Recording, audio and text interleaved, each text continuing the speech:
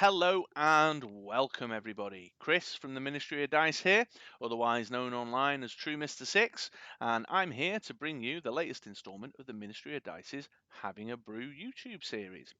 The Having a Brew YouTube series is where we take a card or a combo or an archetype and get under the skin of it a little bit and talk about teams that we've played with and our experience of using those particular cards. And for today's episode, what I'd like to talk about is my favourite collector team. Yes, that's right, the Rare Collector. A particularly powerful and interesting and janky wombo combo archetype. One that took me to top three to third place at the UK Nationals in 2019 and took me to the top spot in the online Rest of Worlds tournament. I know, would you believe it's hard to grasp that I managed to win anything at all. But not only that, he's a regular feature in competitive events, or was a regular feature in competitive events through 2018-2019, the least of which was Arj O'Neill's US National Championship winning team last year in 2019. That was a collector build also. So a great, really interesting archetype to play around with. Lots of janky possibilities with this guy. And his game text reads, while the collector is active, once per turn, you may pay the purchase cost of target unpurchased character die -2 to a minimum of 1. If you do, field that character die at level 1. Return that die to its owner's card at the end of the turn or when it leaves the field zone. So this guy just screams, get me a direct damage when fielded effect to use, please. He gives the dice a discount of 2 for the purchase. He puts it back on the card at the end of the turn, so you don't have to mess around trying to get it churned back through or KO'd to reuse it. And he, with those stats, can sit nice and solid, nice and steady in the field, doing a job. Not only that, he's a villain as well, which ties in very nicely with the generally most popular win condition to put with the collector, and certainly the one that I used in the Rest of Worlds and UK Nationals team, and that is Norman Osborn, Don't Call Me Gobby. So what we're looking to do here is use Norman Osborn's game text, which does a point of damage to your opponent for each villain in the field, yours or your opponent's. Fill the field up with as many villains as possible. Once we've got the collector out, we just then start spamming a single fist in our turn or our opponent's turn. You can use the collector in your opponent's turn to fire out those Norman Osborns and deal masses and masses of damage to the total of all the villains in the field. So in the first instance, what you'll notice as I go along and talk you through my favourite collector team, I've chosen to put all villains on the team to make sure that I'm maximising my villain count there. However, one of the other key features of my favourite collector team is this lovely little action here, which is the Danger Room, Flamethrower, and Rotating Knives. This is pretty straightforward. It just makes everything a villain when you fire it off. Super cheap at a 2-cost bolt. So very easy to tie into the combo. Get your collector out, buy some danger rooms up, fire off the danger rooms to turn everything in the everything in the field a villain, both yours and your opponent's. Then spam a fist to fire Norman Osborn into the field, and lo and behold, not only are you doing the amount of villain damage that you've been able to control with your own team, but you've managed to turn everything on the other side of the field into a villain too, including sidekicks. Which is clearly something that you can pop in the field, or your opponent will be popping in the field. So it's actually, all told, a pretty cheap and cheerful kind of archetype to use. The initial 5-cost outlay for the collector is pretty painful, and I know that's one of the reasons why some individuals don't like playing with the collector. But once you have got him out, and as I say, with those stats sitting pretty immovable, you can just spam that Norman Osborn for as cheap as 1 fist, and those danger rooms are very, very cost effective to pick up in the first instance too. But you know what? We're going to need something to help us out on that front. We're going to need to be able to buy that collector nice and early doors to pop him out in the field to get everything going. So the next card that I decided to put on my team was the Kree Captain Lost Purpose. I put him on the team really because of the global. Pay 2 fists. Once per turn, the next character die you purchase this turn costs 3 less to a minimum of 1.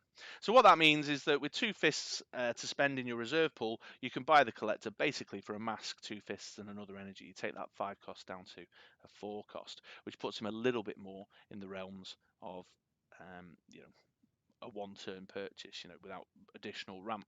However, he's a great card to have on a collector team because he's a villain.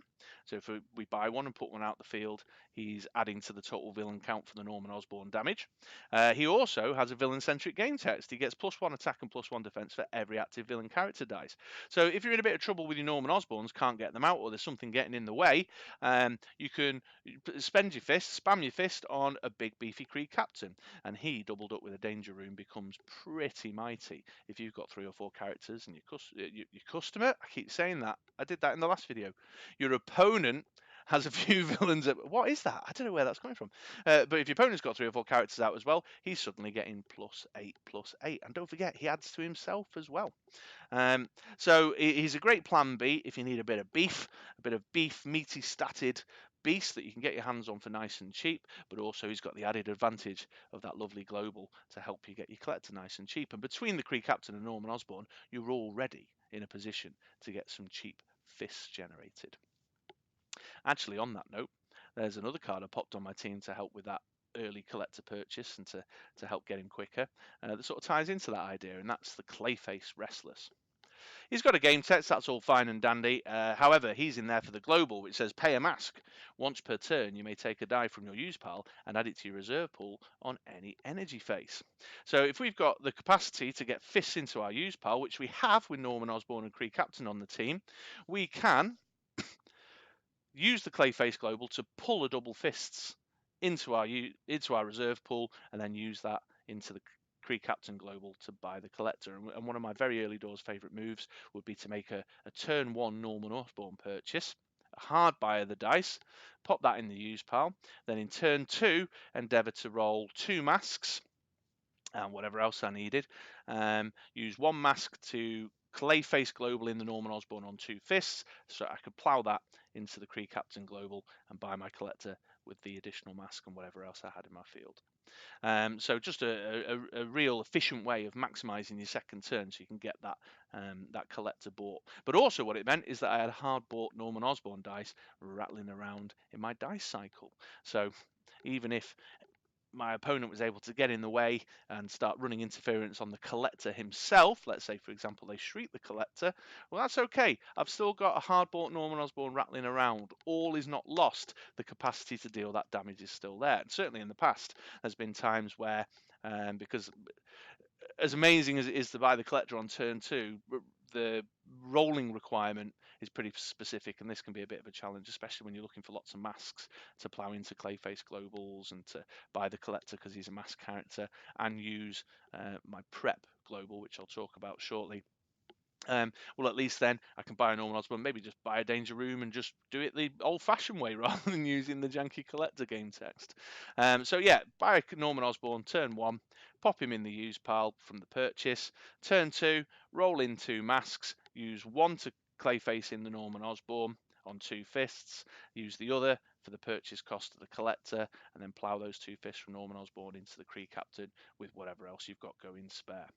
That's also particularly handy global, because what Clayface means is that no matter what you need, as long as you roll a mask, you can get your hands on it. So for example, if I was a bit short of fists to be doing some Norman Osborning with the collector, then I could pull in the hard-bought Norman Osborn or a hard-bought Kree Captain to get 2 fists together, so that I could still do it in my turn and my opponent's turn. Equally, I could use it to convert sidekicks to bolts to buy Danger Room, or use it to pull bolts in with Danger Room if I wanted to use Danger Room's global, which is deal 1 damage to target villain character, which is particularly handy if you want to, murder a shriek.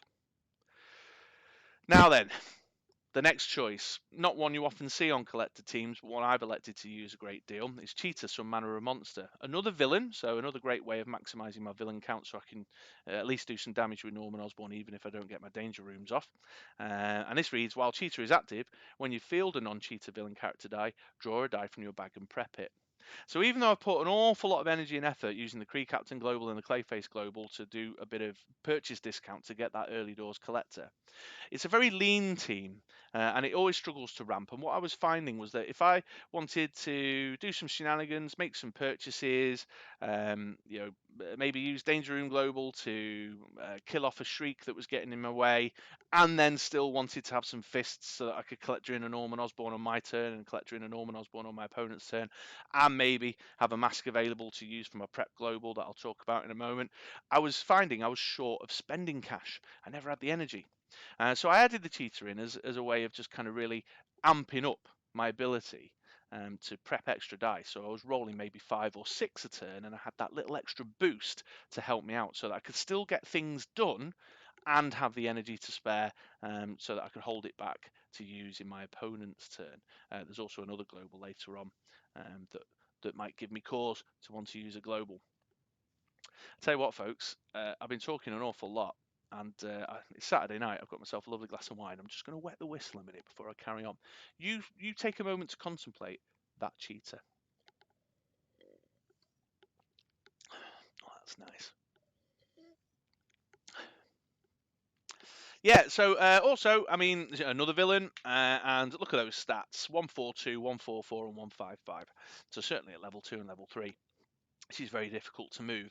Also, the fact that I'm bringing the Danger Room along is a bit of a gamble because it's obviously providing my opponent with the global that they can use to get up in my face with all my villains, because they can plow bolts into that to kill my characters off. But with the Collector so far and Cheetah so far, other than her level 1, I suppose, I'll acknowledge that, I've got dice here that can soak up quite a bit of damage. And if my opponent wants to save 4, 5, 6, 7, 8 to use the Danger Room Global to KO off either one of them, or a Kree Captain with his stat bump, then by all means do.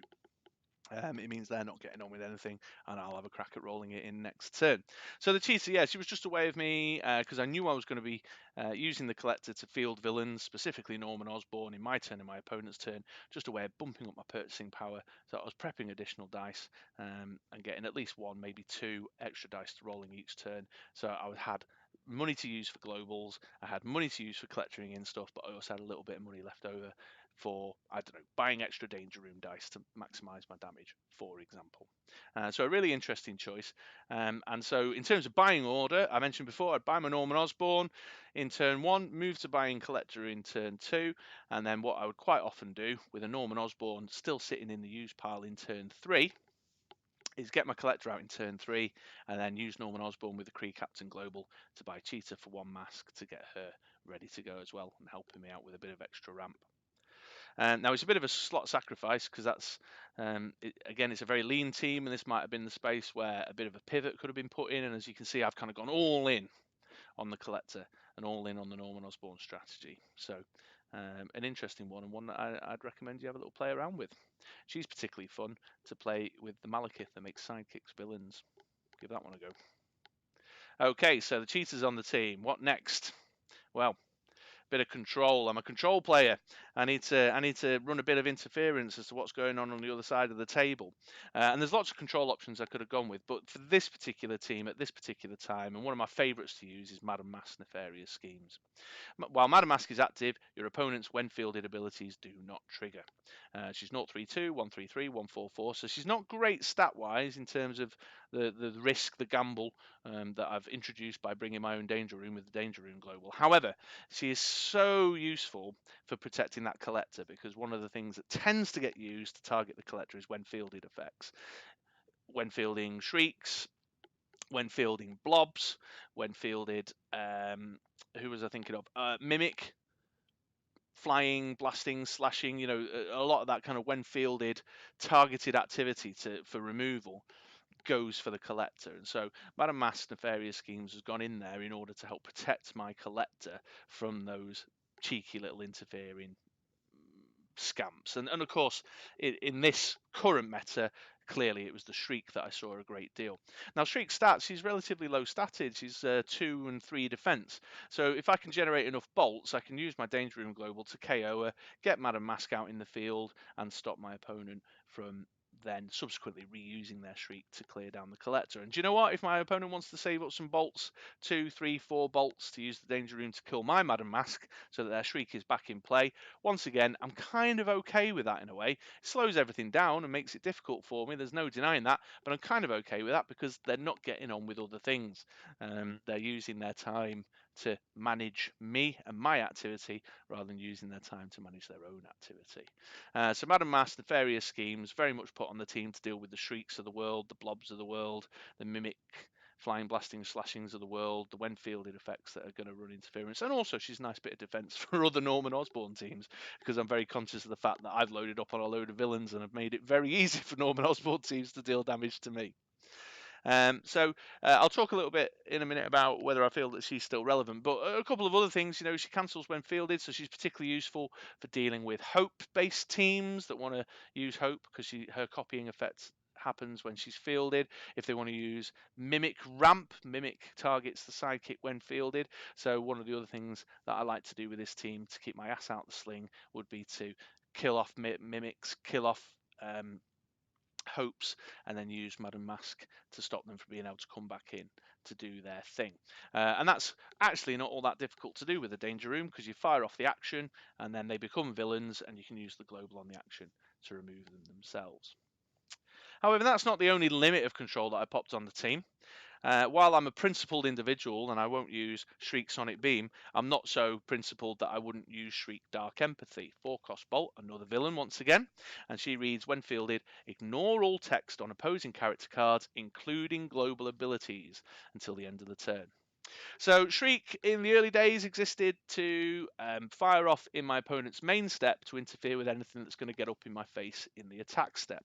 So for 2 bolts, I can collect her in my opponent's turn in the main step and blank the game text and globals of anything that I might be feeling a little nervous about. So she's particularly handy for Venerable Dreadnoughts, Breath Weapon in Dragons, Icemen that do damage in the attack step, unblockable characters that become unblockable when they attack alone, etc, etc, etc.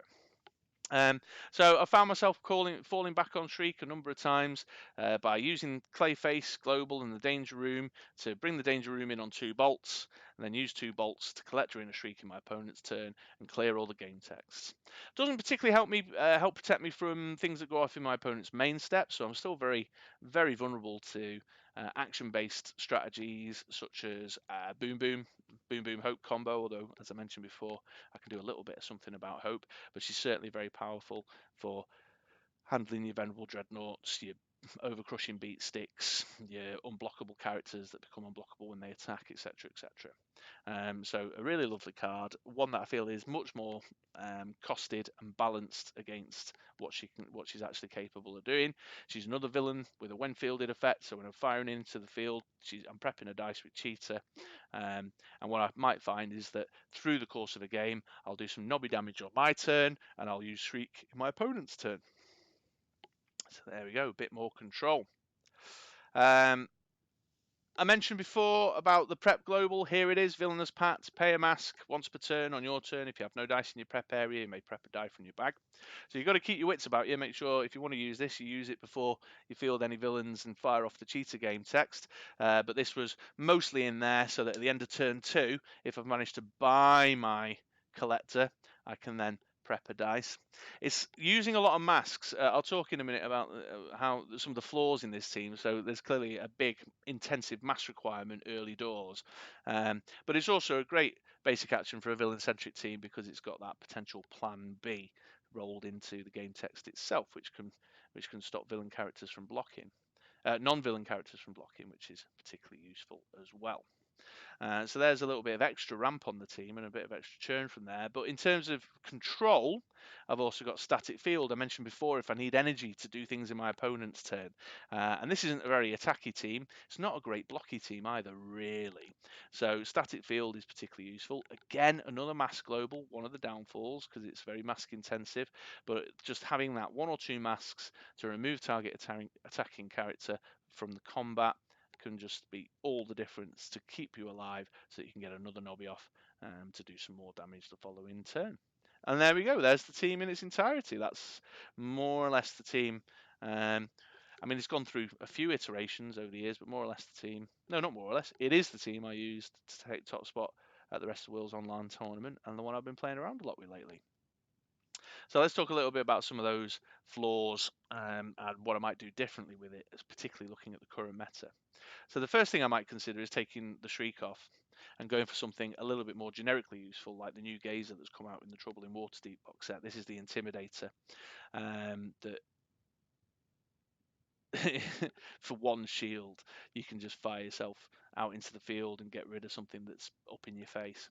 Now, I'm thinking Gazer rather than Shriek because, well, for example, I saw Spug over at the European Championship using Intimidator to great effect to keep himself alive in the face of many Icemen, and I thought, yeah, that's pretty powerful.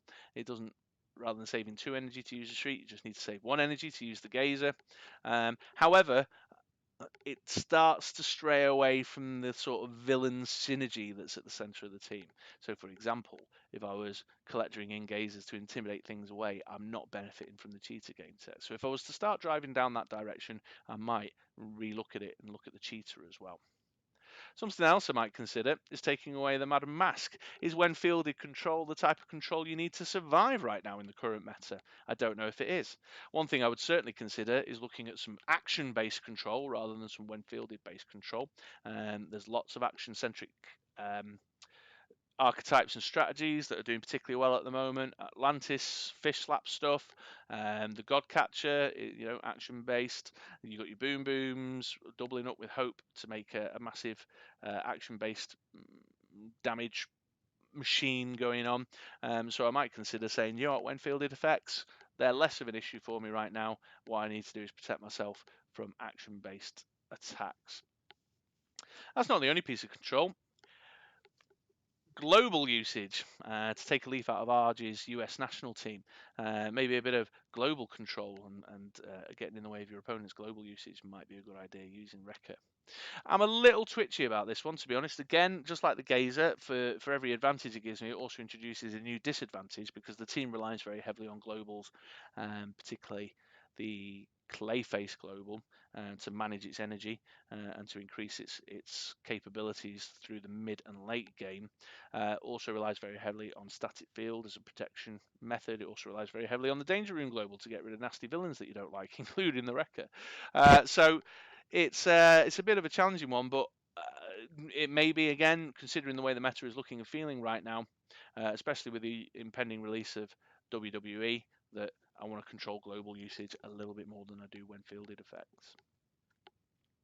Speaking of WWE, combat damage is coming back in a big way. The God Catcher at the Tomb of Waterdeep, the Trouble in Annihilation. No, wait a minute, that's not right. Trouble in Waterdeep box and its associated team backs. The God Catcher there, and there's a few beefy characters in there actually, and then WWE making things like Overcrush and big beefy static characters coming back in a big way means that a bit of blocking power might not go amiss on the team. So I was looking at a personal favourite of mine like Poison Ivy Red, which is great at blocking non-villain characters because she presents all damage that she takes from non-villain characters and she gains deadly as well. So a bit of blocking power could be the way to go. So there's a couple of ideas of what I might do differently or experiment with. Should I look at rejigging the team? But as I say, as you start to move one item in there, you start to have a knock-on impact across the other items. So, for example, if I was to move away from villains in the team, I mean, I've got the Danger Room to turn them into villains, so I've still got the damage capacity, but that then changes the tone of what Cheetah is there to achieve, for example. So definitely something to think about.